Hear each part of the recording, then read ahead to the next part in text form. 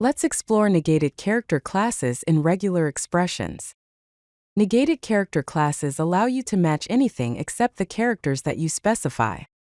For example, the regular expression shown here will match any character that is not A, B, or C. The basic syntax for a negated character class involves the caret symbol. The caret symbol, when placed at the beginning of a character class, negates the class.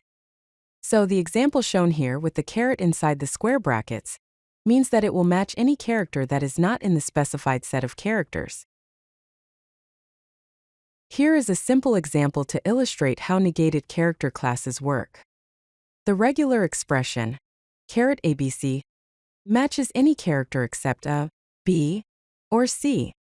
When applied to the test string hello, it matches HEL, L, and O because none of these characters are B or C. We can also use ranges within negated character classes. For instance, the regular expression, caret 0-n matches any character that is not a digit, and caret A matches any character that is not a lowercase letter. These ranges make it easy to specify broad exceptions in your patterns. Let's see how to implement negated character classes in Python. First, import the re module. Then define a text string and a regular expression pattern. In this example, we're finding all non-digit characters in the string ABC123def. The re.findAll function returns a list of all matches, which in this case are a B, C, D, E, and F. Here are some common patterns using negated character classes. The pattern, caret backslashes, matches any non-whitespace character.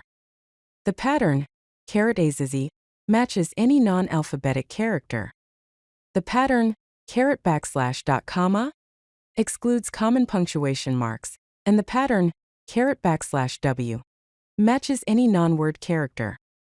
These patterns can be very useful in various text processing tasks. If you like this video, hit that like button and don't forget to subscribe. Visit CodeLucky.com for more such useful content.